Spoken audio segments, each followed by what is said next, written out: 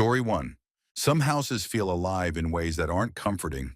It's not about creaking wood or old pipes either. It's more like the building itself is watching you, the same way you sense when someone's staring at you from across the room. That's how the house I grew up in always felt. Even when everything was quiet, there was this underlying hum, like the air itself was waiting for something to happen. At the far end of our hallway was a room we called the computer room. Back then, everyone had that one room with the family desktop, the oversized desk, and whatever random furniture didn't fit anywhere else. The hall that led to it was long and narrow, and when you stood at one end, the faint glow from the computer screen spilled just enough light to make out shapes and shadows on the walls. That glow made the place feel like it was never completely dark, which should have been comforting, but instead it made things worse, like the shadows had room to move. One night I got up to use the bathroom at the end of that hallway. It was late, the house was silent, and all I could hear was the faint whir of the computer fan. The blue light from the monitor cast this eerie haze into the hall, just enough to outline the door frames. As I passed by the opening to the computer room, something shifted. The glow flickered for half a second, and I swear I saw a shape cut across it, as if someone had walked in front of the screen. It wasn't a trick of my eyes. It looked exactly like a shadow stretching across the wall, long enough that it could only come from someone standing there. My first thought was that I wasn't alone. I froze. My heart jumped because I knew I had walked down the hall alone, and no one else should have been awake. I even muttered under my breath that they had scared me, half joking with myself, half expecting to see my brother or my dad sitting at the desk. But when I leaned my head inside the doorway, the chair was empty. The screensaver bounced lazily from one side of the monitor to the other. The air was still. No footsteps, no breathing, nothing. That's when the unease really set in. I backed away, trying to convince myself it had been my own shadow stretching weirdly across the wall. The angle of the light could have played tricks on me, right? But as I thought that, I noticed something else. The glow from the computer wasn't steady anymore. It kept dimming, like someone was passing in front of it again, except the room was empty. I stood there long enough to realize I wasn't imagining the flicker. The monitor's light was being blocked by something unseen. I told myself I was overtired, that my brain was filling in blanks it didn't need to. Still, I hurried into the bathroom, and the whole time I felt like something was standing just outside the door, waiting. The hallway suddenly felt stretched out, like if I opened the door, I'd be walking into a different house. When I finally left, I walked past the computer room without even looking inside. I couldn't shake the feeling that if I turned my head, I'd see something sitting in that chair watching me. For the next few weeks, I avoided using that bathroom at night. It sounds dumb, but I'd go out of my way just to keep from passing that room. On the rare nights I had to, I'd keep my eyes straight ahead and move fast. Even during the day, I started noticing small things that didn't make sense. The chair would be angled differently, like someone had pushed it back from the desk when nobody had used it. Papers would be knocked onto the floor. Once the mouse kept sliding itself across the pad when I was alone. Just a tiny movement, like someone brushing it with a fingertip. It got to the point where I didn't trust being in there alone at all. One evening, I was working on a school project, and the screen suddenly went black. Not shutting down, not sleeping, just black. I thought the power had gone out, but the lamp in the corner was still on. A few seconds later, the screen flared back to life, and the cursor was moving on its own, zigzagging across the screen like someone invisible was controlling it. That was the last straw for me. I shut the computer down and left everything on the desk. After that, I stopped using the room altogether. My family never seemed to notice anything off, or at least they didn't talk about it. I couldn't tell if they really didn't experience it or if they just ignored it. Even now, years later, I can picture that hallway, the glow of the screen, and the shadow that shouldn't have been there. I still can't explain it. Part of me wants to believe it was exhaustion, bad lighting, maybe even just a bad dream that blended into reality. But deep down, I know what I saw, the way the glow bent around something that wasn't supposed to exist. I wasn't imagining that. And to this day, if I think about it too long, I get the same gut-deep feeling I had back then, that the house wasn't empty, and that something in that room was aware of me. Story 2. The road can feel like a living thing sometimes, a long, breathing animal that eats headlights and spits out memories. And that's the image that sticks with me every time I think about that night in 2005. My van was on the road in a beat-up 15-passenger van with a little trailer rattling behind us. We'd been touring hard, and the Ohio show got canceled because of a power outage. So we decided to push on to Erie, Pennsylvania, where friends had offered us a place to crash. 8 of us in that van, loud and joking, and way too wired for the middle-of-the-night stretch of I-80, which usually makes people relax into the hum of tires and conversation. This night didn't let anyone relax. We were maybe 25 minutes outside of Erie when the moment happened that none of us will ever forget. I remember how normal it had felt up to that point. Guys tossing stories back and forth, the driver doing his usual half-joking commentary about the route. Then both the driver and the front passenger suddenly shouted at the exact same time, and the tone in their voices snapped the van into silence. I was sitting behind the passenger window, so I didn't see everything. But what I did hear and feel was immediate. A whooshing noise like something very large had flown right over the top of the van. The sound had this physical quality that made every hair on my arm stand up. My buddy next to me went pale, like someone who'd just seen something that didn't belong in the world. We pulled over onto the shoulder because everyone was shaken and worried we'd hit something, or that something bizarre had struck the vehicle. Nothing was on the road. Nothing was under the lights. It was just us, breathing hard in the cold windshield glow, and the freight trains in the distance carrying on like nothing had happened. What made us stop freaking out and start being truly unsettled were the consistent reports from people who saw the same thing. The driver and passenger both swore they'd seen a tall black figure lunge at the van from the left shoulder, like it threw itself at us in a single motion. My buddy next to me told the same story, same weird details. The figure was unnaturally tall, dark as if it absorbed the light, moving in this loping, wrong way that didn't line up with human movement. We all looked at each other, and there was an instant, unspoken agreement that no one was messing around. These were guys I'd been on tour with for months. They were not pranksters in that way. The fear on their faces was honest, and it spread. Even the guys in the back who hadn't seen it felt the atmosphere change. We decided to keep going, but everyone was quieter, like the van had lost its soundtrack and was coasting on this new, heavy tension. We got to the house where we were staying, and of course the power there was out too, which felt like a cosmic slap of coincidence. The house was dark and quiet in that way that follows things that shouldn't be explained away by blown fuses.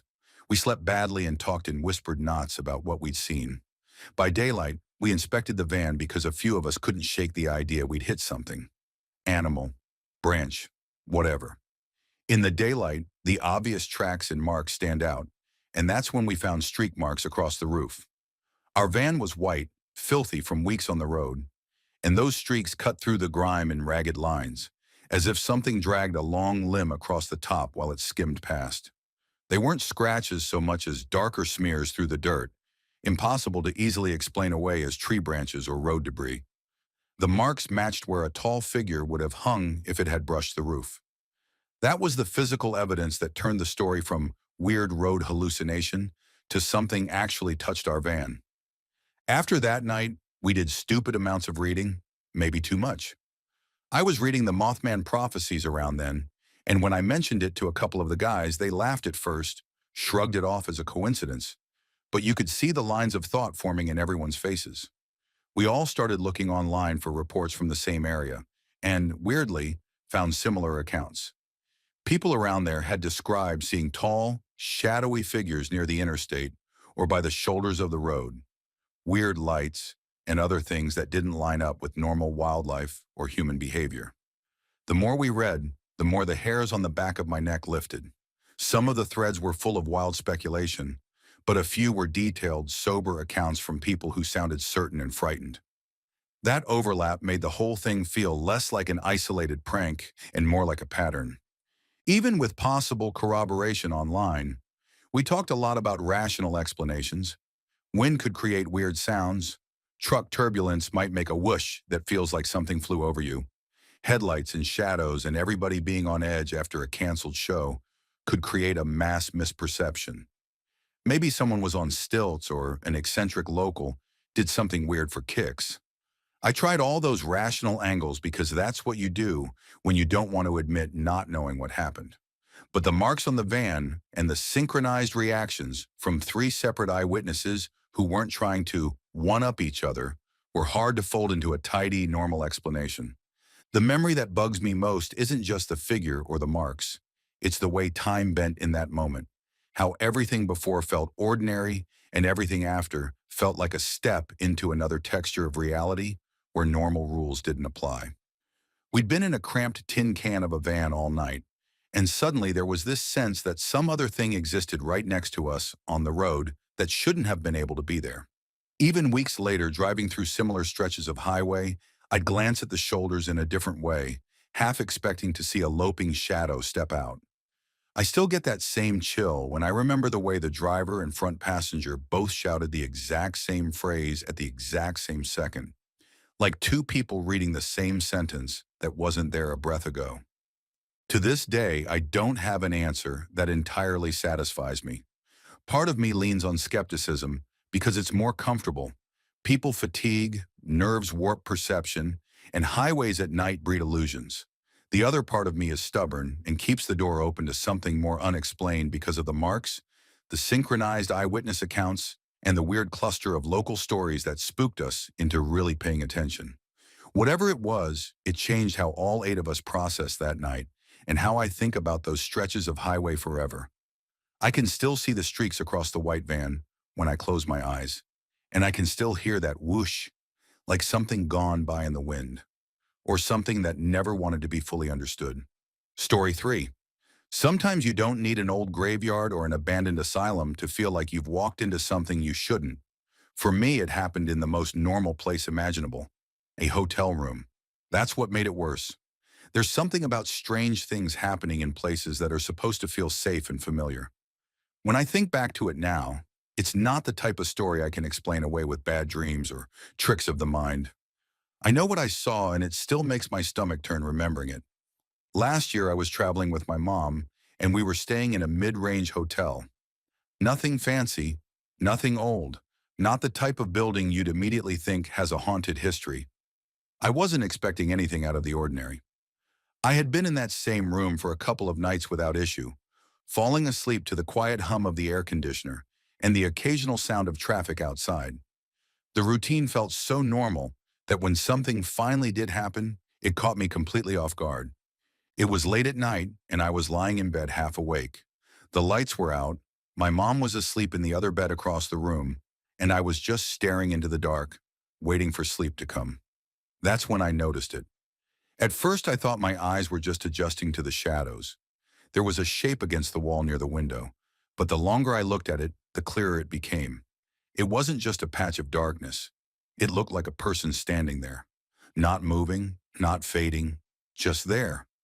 I told myself it had to be a shadow from outside, maybe a trick of the streetlights shining through the curtains. I tried to rationalize it, but something about it felt wrong. The figure wasn't stretched or distorted like a normal shadow. It was solid. The outline of shoulders, a head, even arms hanging at its side. It was unmistakably human. My chest felt tight as I stared at it, waiting for it to dissolve into nothing. But it didn't. Finally, I worked up the nerve to reach over and flick the lamp on beside my bed. The second the light filled the room, the figure was gone. The corner was empty. My heart slowed down for a moment, and I convinced myself it must have been a mix of exhaustion and my imagination playing tricks. Still, I couldn't shake the unease. I left the lamp on for a while, staring at the now empty wall, and eventually switched it back off, figuring I needed to get some sleep. But the moment the room went dark again, it came back. Same spot, same size, standing perfectly still, like it had never left.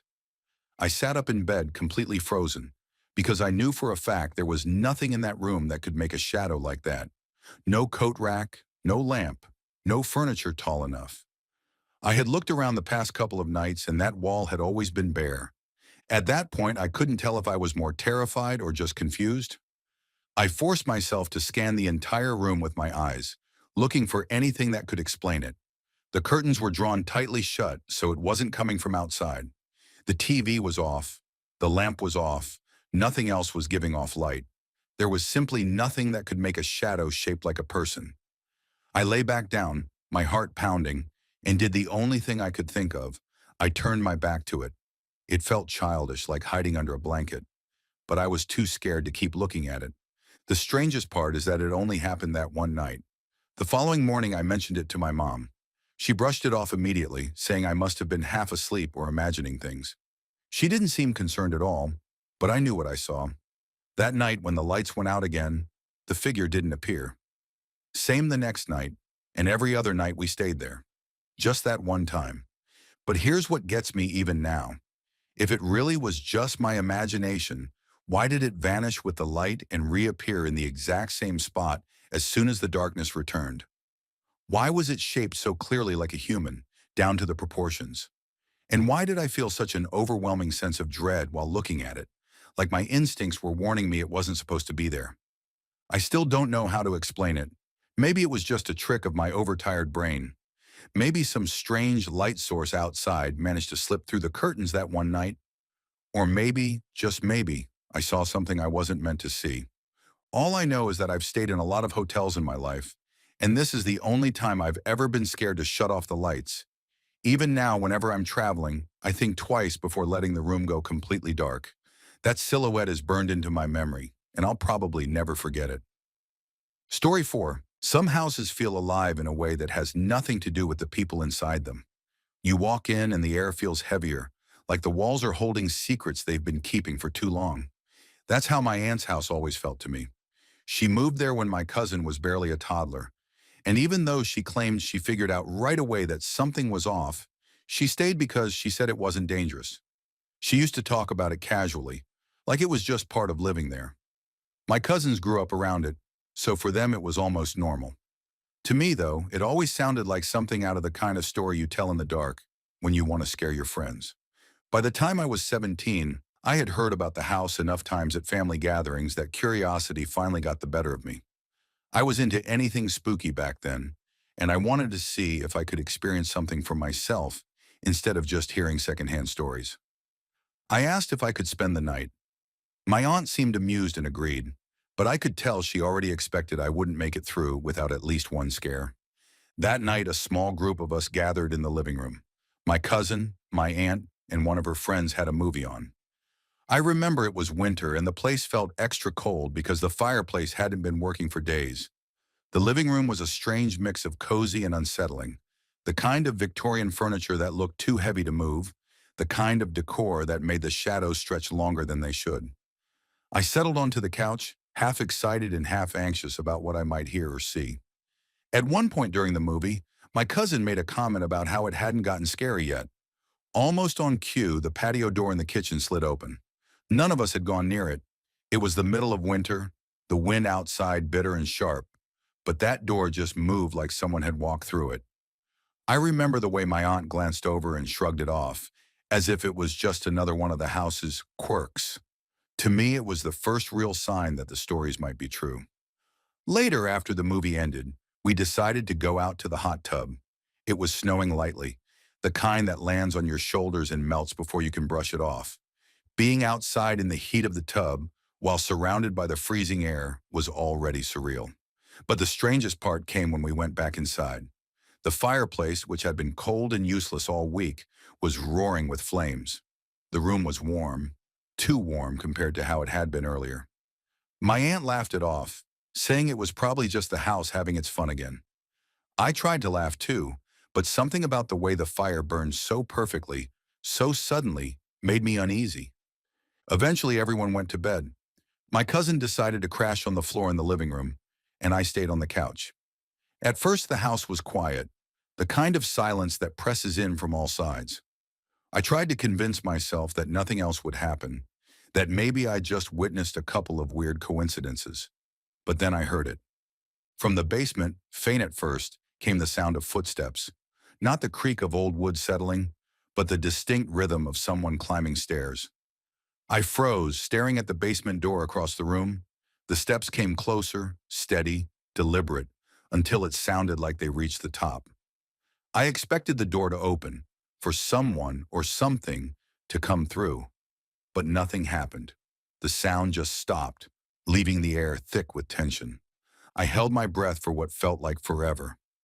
Then the steps started again, this time retreating back down. My cousin, already asleep, didn't stir. I was left staring into the dark, every nerve on edge. A few minutes later, the sound returned. Up the stairs again. Stop at the top, then back down. This went on over and over like someone pacing, never actually crossing the threshold. My mind scrambled for explanations. Maybe it was the pipes. Maybe it was the old wood shifting. Maybe I was just imagining it because I wanted so badly to hear something. But deep down, I knew the sound of footsteps. I had heard them too clearly, too consistently, to pass them off as anything else. I lay there wide awake until the first hint of daylight started creeping through the curtains.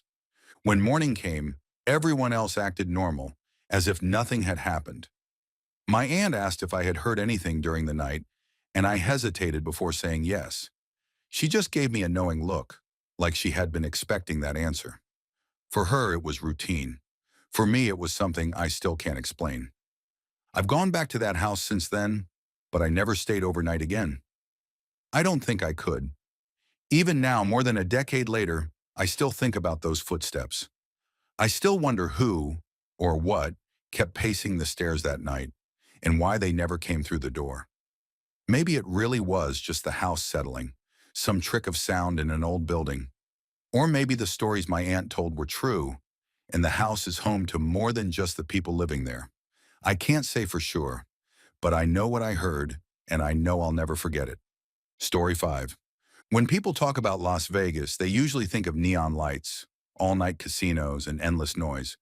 But to me, it always felt like the city had another layer beneath all that, something hidden under the glitz. Almost like the whole place was built over something it didn't want to talk about. The first time I stayed at the Flamingo Hotel, I felt that weight more than anywhere else. It's the oldest property on the Strip, tied to mobsters, shady deals, and violence. I didn't know if that history left behind ghosts, but after that night, I'll never look at Vegas the same way. I checked in late, close to midnight, and by the time I got to my room, the energy of the city outside felt miles away.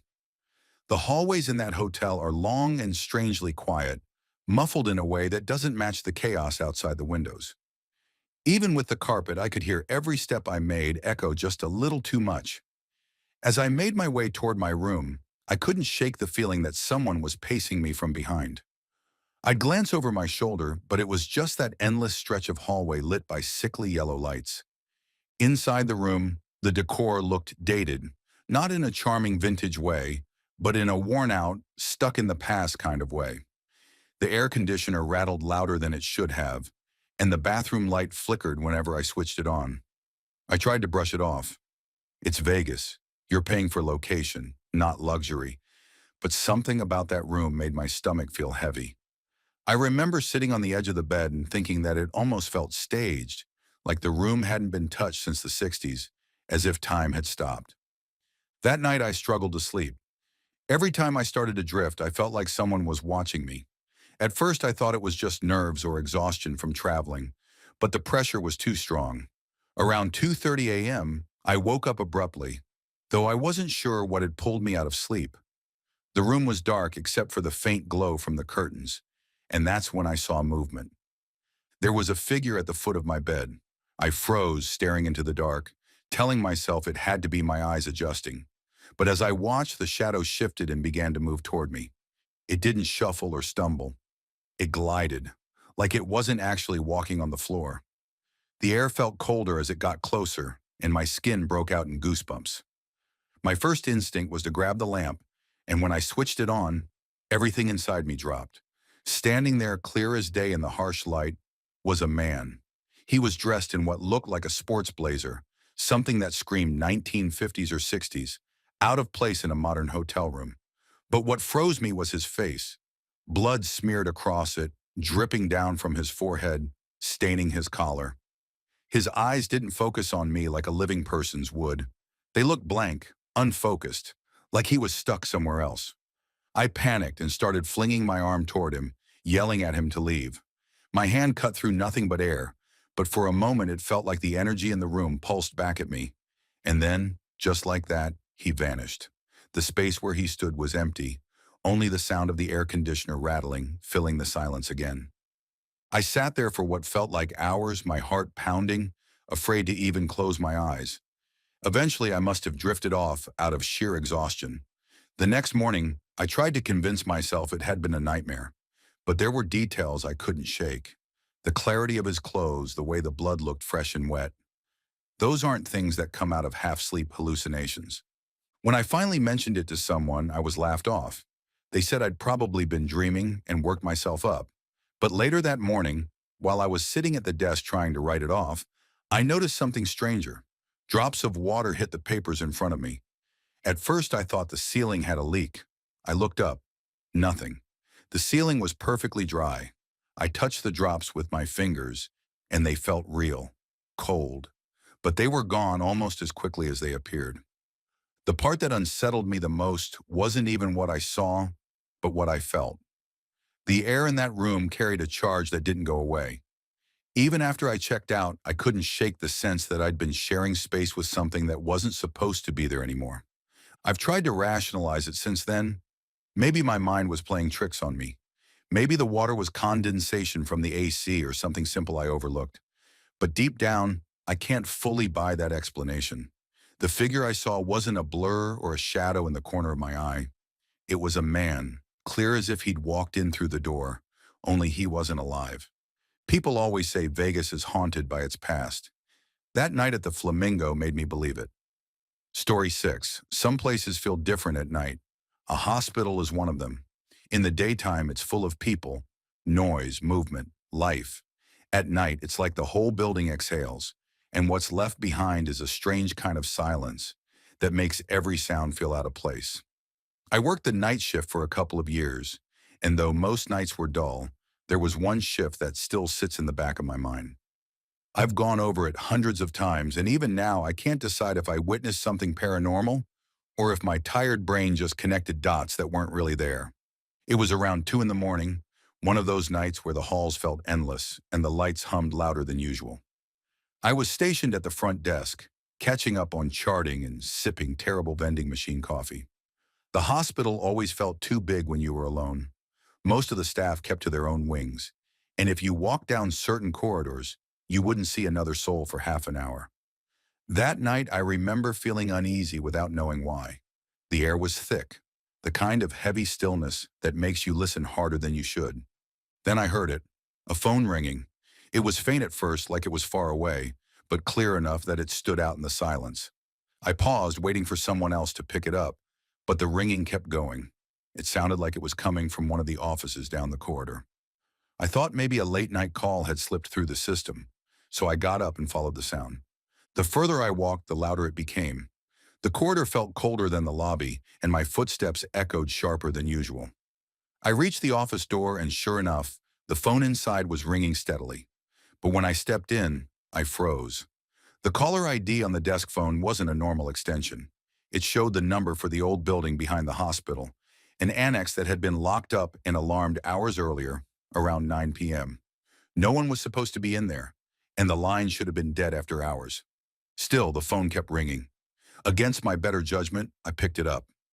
My heart was pounding harder than I'd like to admit. For a second, I thought I might hear a nurse from the other side saying it was a glitch, or maybe some tech issue. But all I got was silence. Not static, not background noise, just absolute silence.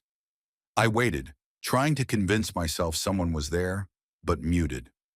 I even said hello a few times, though my voice felt too loud in that tiny office. Nothing came back.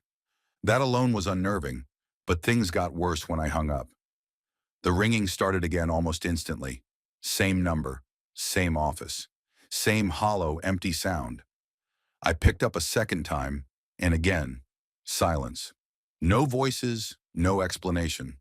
Just the kind of dead quiet that makes you feel like someone is listening, but not answering. I went back to the desk to check the security log. The annex had been armed at 9:03 p.m., no alerts since then. The system didn't show anyone inside, but the phone records confirmed that calls were coming directly from that building's line. I wanted to believe it was some kind of glitch, maybe a miswired connection or interference, but it didn't explain why I heard footsteps behind me on the way back down the hall. At first, I brushed it off as the building settling, but the sound was too deliberate. Slow, steady steps that matched my pace. Every time I stopped, the noise stopped too. I turned more than once, expecting to see someone, but the hallway was always empty. The hair on my neck stood up, and I felt this overwhelming sense of being watched. Back at the desk, I tried to distract myself with paperwork, but the phone calls didn't stop. Every 10 minutes or so, the same number would pop up, the same silence on the other end. Eventually, I unplugged the office phone altogether, but even then, I swore I could still hear the faint ring echoing from down the hall, like it was still trying to get through, even disconnected. The rest of the night dragged by, and when the day staff came in, I asked one of the older nurses about it. She looked at me like she'd heard it all before, and said the old annex used to be where they housed long-term patients decades ago, before it shut down. She mentioned offhand that the night staff had always complained about phones ringing after hours, even when the lines weren't active. She said it was just bad wiring, nothing to worry about. But she also told me I wasn't the first one to hear footsteps where no one should have been. I'll be honest, I've never fully decided what happened that night. The rational part of me says it was a glitch in the phone system, and maybe my tired brain amplified it into something more. But the way those calls came through, the way the silence on the line felt heavy, almost intentional, it didn't feel like a mistake. And the footsteps? I still don't have an explanation for those.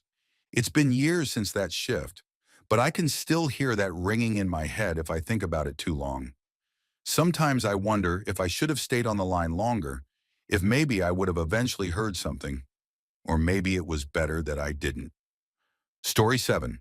Sometimes the woods can feel like a second home, and other times they remind you that you're just a guest who doesn't belong there. I learned that the hard way when I was a teenager, back in the mid-2000s, at a cabin my family used to own in northern Wisconsin. I grew up around the outdoors. Summers at the cabin meant hunting, fishing, camping, and endless nights around the fire. I thought I knew the forest better than anyone, but one afternoon changed how I looked at those trees forever. That summer, I was around 17, young enough to still be cocky, old enough to think I had the woods figured out. My cousin was staying with us, and we decided to have an airsoft war. Nothing serious, just running through the trails, chasing each other, playing soldier. I had my camo gear on, while he just wore regular clothes. We started out by the ATV trail, cutting deeper into the trees, and before long, we were maybe 200 meters from the cabin. Not far, but far enough that the quiet of the forest swallowed everything.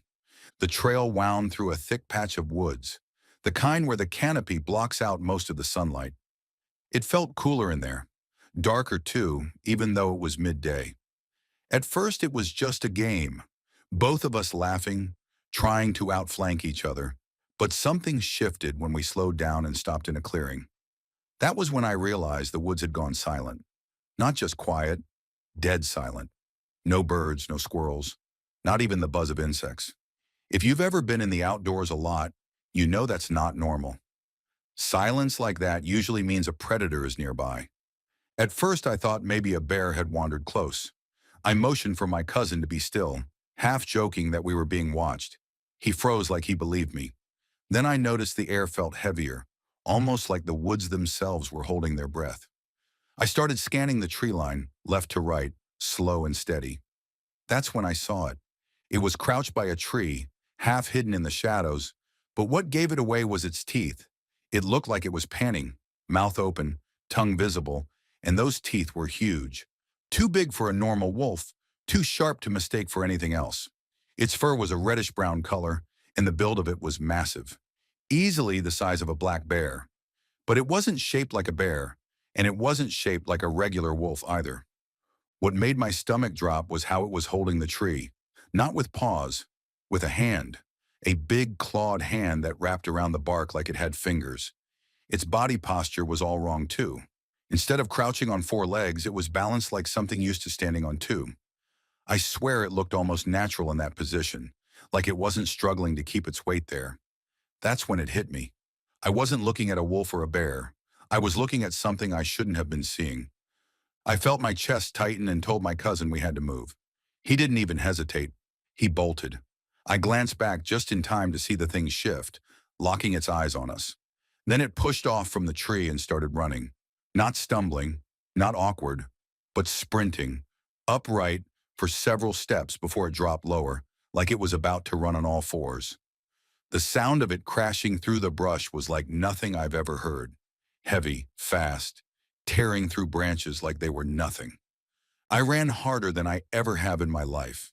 My legs were burning, my lungs on fire, but I didn't dare slow down.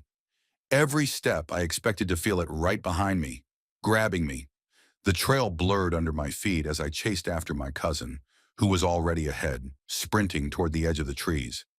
It felt like the thing was practically breathing down my neck, the ground shaking under its weight as it barreled forward. But then, just as suddenly as it charged, it stopped. I didn't hear it anymore. The crashing through the brush faded, and by the time we broke out of the tree line and saw the cabin ahead, there was nothing behind us. We didn't slow down until we were inside, doors locked, hearts still pounding. I didn't sleep that night. Every crack of the cabin walls settling made me think it had followed us. The bonfire pit outside suddenly felt less like a place of comfort and more like a target. I kept picturing the thing, its size, its posture, and especially those hands. Wolves don't have hands. Bears don't move like that. For years, I've tried to come up with a rational explanation. Maybe it was a massive wolf, and my brain exaggerated what I saw in the moment. Maybe adrenaline made me misinterpret its movement, made me think it was sprinting on two legs when it wasn't. But the size doesn't make sense. Wolves don't get that big, and I can't shake the memory of it clutching the tree like it had fingers. Some people call creatures like that dogmen. I didn't know the term back then, but it's the closest thing I've heard that matches what I saw. I don't blame anyone who thinks I'm making it up, because if I hadn't seen it myself, I wouldn't believe it either. All I know is that after that day, the woods never felt the same. In daylight, they looked normal, but at night, sitting by the fire and staring into the tree line, I always felt like something was out there, watching, waiting. Even now, years later, I can still see it in my head. 7 feet tall, reddish fur, teeth glinting in the dim light, hands wrapped around a tree like it belonged there. And the worst part is knowing that whatever it was, it let us go, which means it could have gotten us if it wanted to. And maybe, just maybe, it still could. Story 8. When I was younger, I always thought houses held on to memories, almost like sponges soaking up everything that happens inside their walls. Some houses give back warmth, others feel empty, and then there are places that give back something darker, something you can't put a name on. That's what I learned the year my parents moved us into what I'm convinced was the most haunted place I've ever stepped into. It was right when I started high school. Everything already felt strange because I was adjusting to a new school, new people, and all that comes with being 14. But the house itself added another weight I couldn't shake. From the very first week, it didn't feel right. Every corner seemed to hum with an energy I couldn't explain. At night, when the world was supposed to quiet down, the place felt alive in the worst way. I already had bad insomnia back then, so I'd lie awake long after everyone else was asleep. That's when I started noticing it. I'd hear the sound of feet pounding down the hallway, quick steps that darted back and forth like someone was running a race. Sometimes the running was mixed with faint laughter, high-pitched like a child's, and the soft thuds of hands smacking against the walls. The sound wasn't distant either. It was right outside my door. At first I thought maybe one of my siblings was up messing around, but it never made sense. I'd push the door open, and the hall would be empty, the shadows still, and everyone else would be dead asleep. The running never faded like footsteps moving away. It just stopped as if whoever or whatever was out there knew I was listening.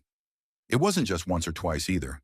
It became so regular that part of me started expecting it, almost bracing myself whenever the house went quiet. The creepiness wasn't limited to the night, though. During the day, I sometimes stayed home alone to catch up on chores or just hang out. That's when I'd hear faint voices in the empty rooms around me. They weren't loud conversations, just the soft sound of a child giggling or mumbling like someone talking to themselves. It would drift in from a corner or just behind me, and when I turned, nothing was there. I can't explain the way it made my skin crawl, because I knew for a fact I was the only one in the house at those times. My siblings were at school, my parents at work. Yet it never felt empty. The strangest part was my parents' bedroom. It was always colder than the rest of the house, no matter the season. The kind of cold that seeps into your bones, even in the middle of summer. When I'd walk past their door, I'd sometimes hear what sounded like typing on the computer keyboard inside. My dad worked on that computer occasionally, but when I checked, no one was near it. The room would be still and icy, and the keyboard would be silent as if it hadn't made a sound at all. I stopped going in there unless I absolutely had to. The part that messed with me the most, though, was my own room. Since I was usually the first one home from school, I knew I had a window of time where the place was just mine. My mom never came in except when she wanted to snoop through my journal, and my siblings weren't allowed to touch my stuff. But over and over, I'd walk in and see my things moved.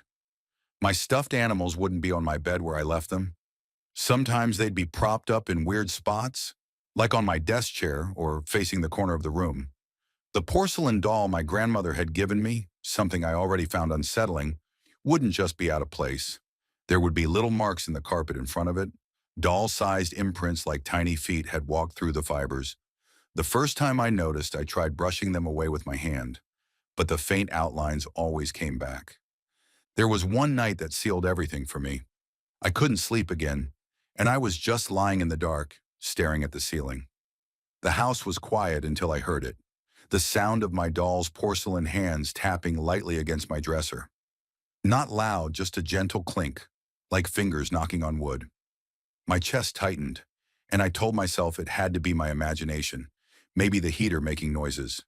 But then came the giggling. It was right there in my room, soft and playful, like a child amused with themselves. I froze under the covers, too scared to move. The sounds went on for what felt like forever until they stopped all at once, leaving the silence heavier than before. The next morning, when I finally worked up the courage to look, my doll wasn't where I'd left it. It had been placed neatly in the middle of the floor, facing my bed. I couldn't even bring myself to pick it up right away. For a second, I thought maybe one of my siblings was messing with me, but I knew they hadn't been in my room. They would have had to sneak in while I was awake, and I never heard the door open. Plus, none of them were brave enough to risk being caught playing with that doll, because they knew how much I hated it. Looking back, I try to come up with rational explanations. Maybe the footsteps were the house settling. Maybe the voices were just in my head because of insomnia. Maybe my siblings sneaked in when I wasn't paying attention. But there are too many things that don't add up. Houses creak, but they don't run down hallways. Insomnia makes you tired, but it doesn't leave doll footprints in your carpet. And no one in my family could fake the cold that seemed to live in my parents' room. I don't live there anymore. And honestly, I hope I never see that house again. But even now, years later, I sometimes wake up in the middle of the night and half expect to hear those footsteps racing down the hall.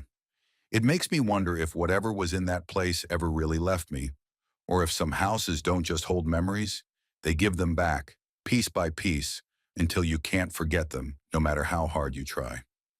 Story 9. Nights like that one never really leave your head. They stay lodged in the back of your mind like a splinter, years later still poking at you when you least expect it. I was just a teenager then, over at a friend's place for what was supposed to be a harmless party. We were just a bunch of guys joking around, eating too much junk food, and riding the high of being allowed to stay up way later than we should. By the time things settled down, it was around 3:30 in the morning, and we'd finally decided to crash. His pull-out couch in the living room was where I ended up. It was freezing outside, the middle of winter, and a storm had rolled in earlier that night. The kind where the wind doesn't just blow, it howls through the cracks in the house and rattles the windows like it's trying to claw its way in. I just started dozing off when I noticed something that yanked me straight out of that half-sleep haze. Through the thin curtain covering the glass door that opened onto the porch, there was a figure. At first, I thought it was nothing. Maybe a shadow cast by the trees swaying in the storm. Except the trees were whipping around like crazy in the wind, and this shape didn't move at all.